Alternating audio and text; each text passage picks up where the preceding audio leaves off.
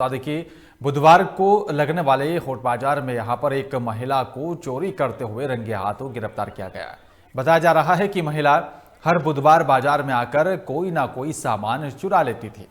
वहीं महिला ने इस बार एक महिला का मंगलसूत्र चुरा लिया था और जिसके बाद महिला को पकड़कर लोगों ने मामले की जानकारी पुलिस को दी। जानकारी पाकर पुलिस मौके पर पहुंची और साथ ही महिला को गिरफ्तार कर अपने साथ थाने ले गई।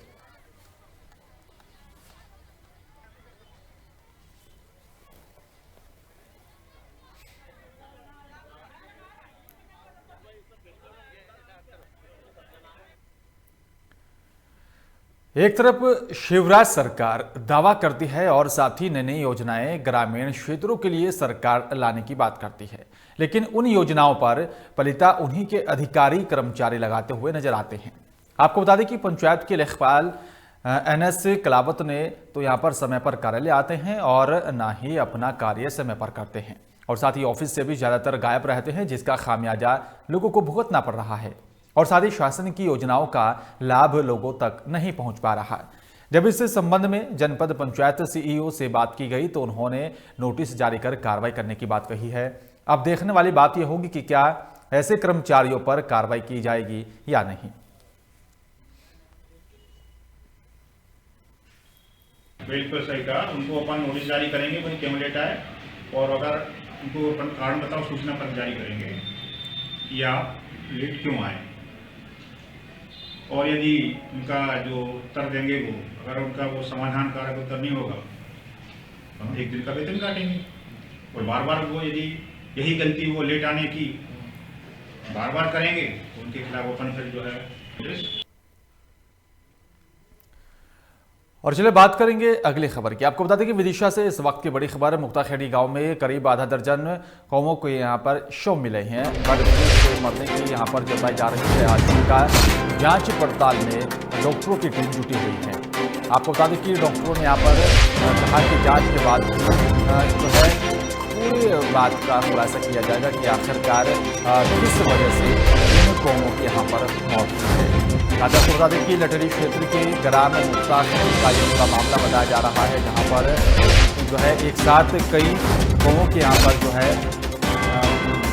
मृत्यु मिले हैं और उसके बाद जब डॉक्टरों को पूरे मामले की सूचना दी गई तो कहना है कि जांच के बाद भी कहा जाएगा कि आखिरकार किस वजह से इन कौवों के यहाँ पर जो है मौत हुई है।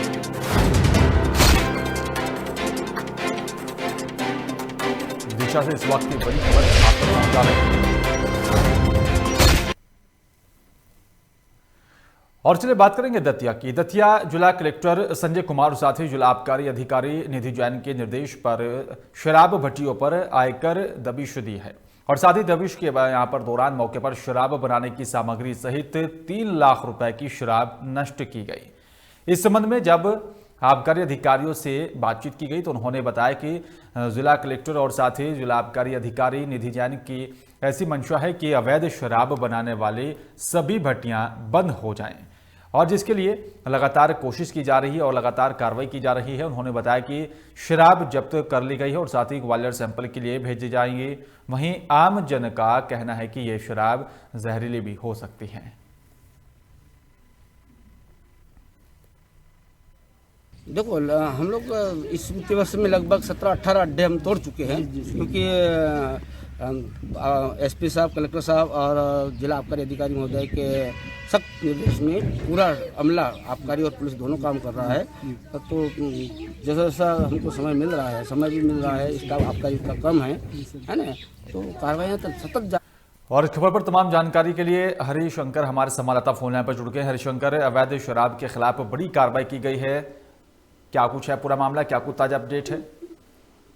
जी बिलाल जी, दतिया कलेक्टर संजय कुमार एवं आबकारी अधिकारी निधि जैन के मार्गदर्शन में क्रांति लाल के द्वारा यह कार्रवाई की गई है पूरी, और इसमें 3 लाख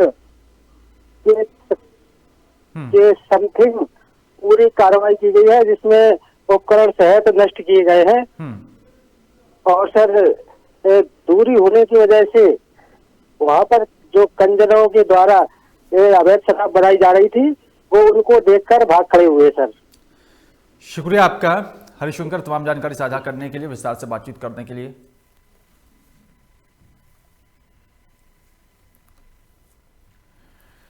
और चलिए बात करेंगे जबलपुर की। जबलपुर में नगर निगम की लापरवाही सामने आ रही है। आपको बता दें कि यहां पर शहर में नगर निगम ने हेक्सी साइकिल योजना का अनुसरण किया था, जिसमें 45 हेक्सी स्टेशन बनाए गए थे, जिसका आज कोई अता पता नहीं है।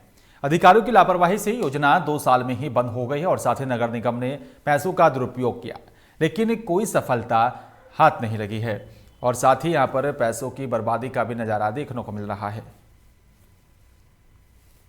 नगर निगम ने बनाया तो था साइकिलों के लिए, सवेरे वॉकिंग करने के लिए, लोगों जनता के लिए, लेकिन आम जनता वो तो उसका साइकिल का प्रयोग कर नहीं पाई और साइकिलें गायब हो गई। और आज देखें तो जनता के पैसे का दुरुपयोग किया जा रहा है। ये शासन को इसका ध्यान रखना चाहिए। आखिर बनाया स्टैंड।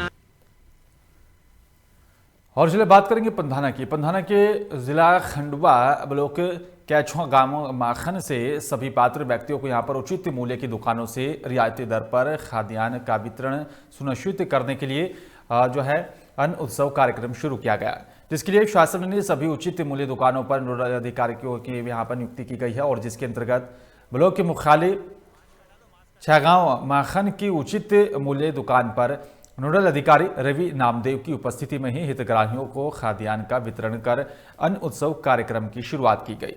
साथ ही शासन के निर्देशानुसार हर महीने एक दिन सभी उचित मूल्य की दुकानों पर अन्न उत्सव कार्यक्रम आयोजित किया जाएगा। शासन के निर्देश अनुसार आज अन्न उत्सव मनाया गया, जिसमें समस्त ग्राहकों को खाद्यान्न वितरण किया गया है और समस्त हफ्ते में 6 दिन 7 दिन दुकान खुलती है और सबको राशन वितरण किया जाता है। और शासन के निर्देश अनुसार महीने के पहले सप्ताह में अन्न उत्सव मनाने का कार्यक्रम रखा जाता है। और आज अन्न उत्सव है और सप्ताह में 7 दिन दुकान भी खुलती है और हम यहाँ हमें राशन सही तरीके से मिलता है और अच्छे से मिलता है और हम उधर रायसेन में प्रशासन के जरिए मिलावट के खिलाफ अभियान चलाया जा रहा है और आपको बता दें कि अभियान के दौरान एसडीएम और साथ ही औषधि विभाग के निरीक्षकों ने यहां पर होटल अनुपम पर छापा मारा और मौके से बड़ी मात्रा में एक्सपायर डेट की यहां पर कोल्ड ड्रिंक्स, नमकीन और साथ ही नामी कंपनी के पैकेट खाद्य पदार्थ बरामद किए गए। साथ ही 81 प्रकार के ब्रांडेड यहां पर कंपनियों की सामग्री और साथ ही 13 बोरी में भरे यहां पर करीब 65 किलो नमकीन भी बरामद की है। आपको बता दें कि यहां पर जब प्रशासन की टीम होटल अनुपम पर छापेमार कार्रवाई कर रही थी, इसी दौरान होटल संचालक ने प्रशासन की टीम के साथ अभद्रता भी की है और जिसके बाद एसडीएम एलके खरे और साथ ही होटल संचालक के बीच जमकर नोकझोंक हुई। वहीं एसडीएम एलके खरे ने यहां पर बताया कि अनुपम होटल पर एक्सपायरी और साथ ही खुले में रखी खाद्य सामग्री बेचने की शिकायत लगातार मिल रही थी, इसलिए यह कार्रवाई की गई है और सैंपल लेकर भी जांच के लिए लैब में भेजे जाएंगे। आगे की कार्रवाई सैंपल की रिपोर्ट आने के बाद की जाएगी। रूटीन चेकिंग के दौरान आए थे तो यहाँ कई मात्रा में एक्सपायरी सामान मिला है, प्लस मिठाइयाँ जो रखी हैं, मिठाइयों पर निर्माण की तिथि अंकित करना चाहिए इन लोगों को, ताकि उपभोक्ता को पता चले कि ये कब बनी है और कब ये एक्सपायर होगी। तो ये जानकारी वहाँ अंकित नहीं पाई है और जो सामग्री थी उसमें क्षमता के आधार पर हमारे पास 7 नमूने लिए गए हैं और जांच उपरांत उस पर अग्रिम कार्रवाई की। ये मध्य प्रदेश शासन और माननीय मुख्यमंत्री जी के निर्देश हैं कि इस तरह के जो होटल रेस्टोरेंट जहाँ मिलावट होने की संभावना है उसकी गहन जांच की जाए और जांच करने के बाद उनके खिलाफ कार्रवाई की जाए। इस संबंध में अभी भवानी होटल पे हम लोग गए हुए थे, इसके बाद ये अनुपम होटल पे आए हैं। यहाँ आपने जो देखा है पूरा सामान, बहुत सारा सामान एक्सपायरी डेट का है।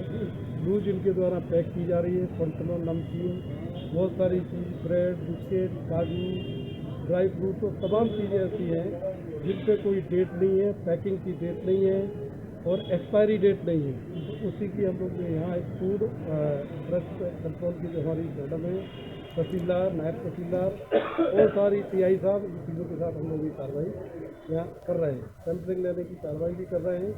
अभी मावे का, मिठाइयों का, पनीर का सैंपल लिया है।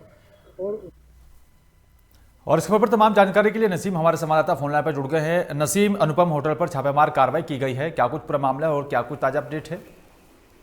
जी बिल्कुल बिलाल जी, मैं यहाँ पर आपको बता दूं कि रायसेन के महामाया चौक पर एक प्रसिद्ध होटल है, अनुपम होटल है। यहाँ पर प्रशासन को कई दिनों से शिकायत मिल रही थी और यहाँ पर प्रशासन की टीम ने छापामारी कार्रवाई की। यहाँ पर तो यहाँ पर एक्सपायरी डेट की कई सामग्री जो खाद्य पदार्थ है वो एक्सपायरी डेट के मिले हैं।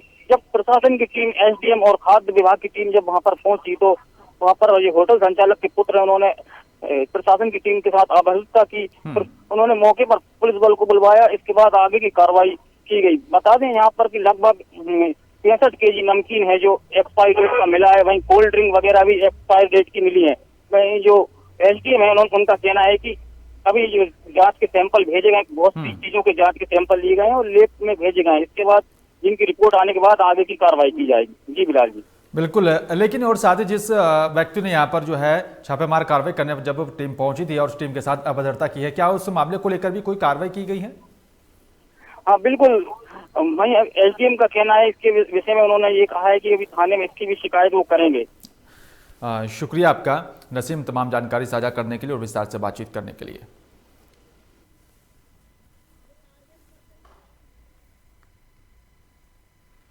और मध्य प्रदेश के रीवा में छोहिया घाटी पर तेज रफ्तार स्कूल स्टाफ बस अनियंत्रित होकर पलट गई और बस के पलट जाने से यहां पर मौके पर 4 लोगों की मौत हो गई है।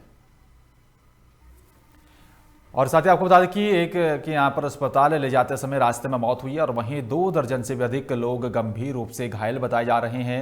सभी घायलों को उपचार के लिए रीवा संजय गांधी अस्पताल में भर्ती करवाया गया। आपको बता दें कि अल्ट्राटेक सीमेंट का बुधवार यहां पर सिंधी प्लांट में स्कूल के स्टाफ को ले जा रही बस घाटी में क्लिंकर से जो है लोड ट्रेलर से जाकर टकरा गई थी और वहीं बस के पलट जाने के कारण ही 5 लोगों की मौत हो गई है। आ रहा था, ट्रेलर वाले ने भिड़ा दिया बस में, जिसमें उसमें जो बैठे थे अल्ट्राटेक कंपनी के ही कर्मचारी थे, में 4 लोगों की डेथ हो गई है और करीब 10-11 लोग घायल हैं, जिनको रीवा संजय गांधी अस्पताल में उपचार हेतु भर्ती कराया गया। और चलिए बात करेंगे शिवपुरी की। शिवपुरी में एक मोटरसाइकिल सवार अनियंत्रित होकर नहर में जा गिरा, जिससे उसकी मौके पर ही मौत हो गई। और मामला भोंती थाना अंतर्गत ग्राम दुल्हुई के है। वो बताया जा रहा है कि जब सुबह कुछ ग्रामीणों ने गाड़ी को नहर में देखा तो लोगों ने यहाँ पर पुलिस को सूचना दी। मौके पर पहुंची थाना प्रभारी श्रीमती यहाँ पर पूनम सिंह सविता ने पूरी घटना की छानबीन की और इस दौरान मोटरसाइकिल से करीब 500 मीटर दूर युवक की जो है लाश नहर में तैरती हुई मिली है। फिलहाल युवक की शिनाख्त नहीं हो पाई है और पुलिस ने युवक के शव को कब्जे में लेकर पोस्टमार्टम के लिए भेज दिया और साथ ही आगे कार्रवाई शुरू कर दी है।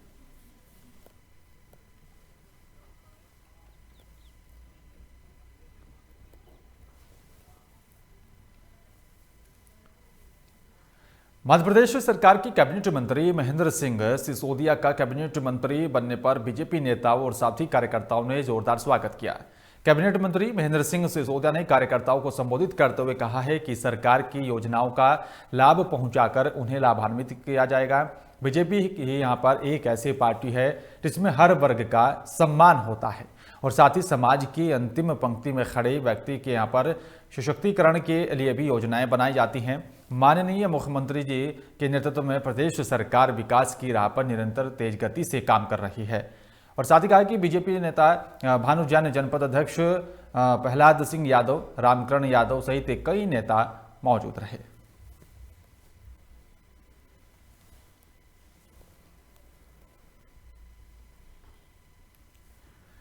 सीएम शिवराज सिंह चौहान के विधानसभा क्षेत्र नसरुल्लागंज में कांग्रेस ने प्रदर्शन करते हुए ट्रैक्टर रैली निकाली और तहसील कार्यालय पहुंचकर 3 किसान अध्यादेश को वापस लेने की मांग की है।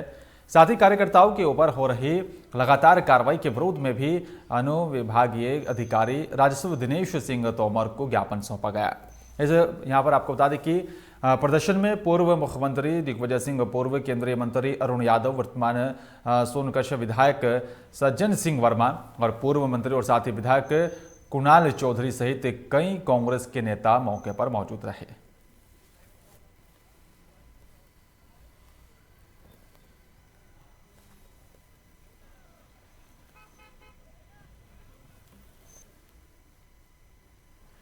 टीकमगढ़ जिले के विद्युत वितरण केंद्र खड़गपुर के गुंजाई मोहल्ला में और साथ ही महादेव का पूर्वा में बिजली ना होने के बावजूद भी लोगों के बिल आ रहे हैं, जिसके चलते ग्रामीणों को यहां पर दफ्तरों और साथ ही अफसरों के कई चक्कर लगाने पड़ रहे हैं, लेकिन कोई अधिकारी सुध नहीं ले रहा है। आपको बता दें कि ग्रामीणों ने सिम हेल्पलाइन पर भी शिकायत की है, बावजूद इसके ग्रामीणों की शिकायत पर कोई कार्रवाई नहीं हो रही है। वहीं ग्रामीणों का कहना है कि बिजली नहीं होने से बच्चों की पढ़ाई भी अच्छे से नहीं हो पा रही है।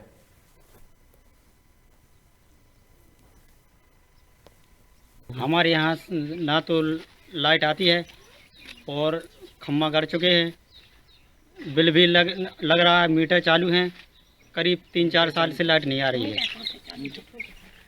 और हमारों के ना तो बच्चे पढ़ पाते हैं, ना पंखा कुछ नहीं चल पाता है। और जन सुनवाई में गए, 4-5 जगह शिकायत गई, जन सुनवाई, बिजली ऑफिस और ई-सावलो और 181 पर भी कंप्लेन करी है। उधर कटनी नगर निगम की बड़ी लापरवाही सामने आ रही है। आपको बता दें कि गंगाधर वार्ड के पन्ना मोड़ पर बने एक मकान को अतिक्रमण के नाम पर तोड़ने पहुंची, जबकि मकान मालिक का कहना है कि उसने मकान 35 साल पहले ही बनवाया था। उसके बाद जो है उनका मकान नगर निगम के अंतर्गत आया और ख़ास बात यह है कि नगर निगम ने मकान तोड़ने का जो है नोटिस मकान मालिक के नाम ना देखकर किराएदार के नाम से नोटिस भेजा है, जबकि जिस भूमि पर मकान बना हुआ है उसका मामला न्यायालय में लंबित है। हालांकि अतिक्रमण हटाने पहुंची नगर निगम की टीम जो है भारी जन विरोध के बीच चलते वापस लौट गई है और साथ ही स्थानीय पुलिस पर सहयोग न करने का भी आरोप लगाया गया, जबकि पुलिस विभाग का कहना है कि नगर निगम की तरफ से उन्हें इस तरह की किसी भी कार्रवाई की कोई सूचना नहीं दी गई थी। और ये कहा जा रहा है, ये पक्ष बता रहे हैं कि स्टे ऑर्डर ले आए हैं। नहीं, अभी इन्होंने कोई स्टे ऑर्डर काफी हम लोगों को शेयर किए स्टे ऑर्डर की। आपको दिया होगा बट हमको नहीं दिया, न दिखाया, न नगर निगम कार्यालय में जमा दिया। बगैर नक्शे के निर्माण किया बस ये। जी बिना नोटिस। तो ऐसे तो कई निर्माण है यहाँ पे बिना नक्शे के, तो कार्रवाई एक ही के ऊपर क्यों हो रही है? कार्रवाई सब तक हो रही है, बराबर हो रही है, समानता के ऊपर हो रही है, किसी के साथ भेदभाव नहीं किया जाएगा। मैं इसकी जानकारी लेता हूँ, इसमें यांत्रिक शाखा के द्वारा। और इस पर तमाम जानकारी के लिए जाहिद हुसैन हमारे संवाददाता फोनलाइन पर जुड़ गए हैं। जाहिद, नगर निगम की लापरवाही सामने आई है, क्या कुछ है पूरा मामला और क्या कुछ ताजा अपडेट है? जी जावेद, जैसा कि आज नगर निगम का एक अमला अतिक्रमण रास्ता पन्ना मोड़ पे बाल गंगाधर तिलक वार्ड का मामला है, जहाँ पे पहुंचा तोड़ने के लिए बेजा कब्जा मानते हुए, पर चूंकि बताना यहाँ पे ये जरूरी है कि उस जमीन पर बने हुए भवन और मकान जिसपे तोड़ने की कार्रवाई किए जाने का मामला आया सामने। पिछले विगत 35 वर्षों से 40 वर्षों से लगभग भूस्वामी कहना कि हमारी पुश्तैनी जमीन है जिसपे हम काबिज है, और इससे सबसे बड़ा मामला है कि उससे जो शिकायत करता है वो सामने नहीं आया। शिकायत करता ने आवेदन देकर शिकायत किया है और दावा किया उक्त जमीन उक्त भूमि हमारा है। तो चूंकि उसके अलावा नगर निगम में अगर शिकायत हुई है तो नगर निगम ने मकान मालिक जो भूस्वामी है उसको पार्टी न बना के, उसको पक्षकार न मानकर, किराएदार को पक्षकार मानकर उसे नोटिस थमा दिया। और जबकि इस मामले का एक न्यायालय में मामला लंबित है, प्रकरण चल रहा है और अतिक्रमण तोड़े जाने की कार्रवाई के नोटिस पर किराएदार ने कोर्ट से स्टे ले रखा है। उस स्टे कॉपी भी किराएदार का कहना है कि हमने न्यायालय की कॉपी नगर निगम में सबमिट कर चुके हैं, उसके बावजूद नगर निगम हमारे भवन को तोड़ने की कार्रवाई करने आ पहुंचा है। जबकि बिल्कुल जाहिद, अब देखना होगा कि इस पूरे मामले को लेकर भी उच्च अधिकारी क्या कुछ कार्रवाई करते हैं। शुक्रिया आपका तमाम जानकारी साझा करने के लिए।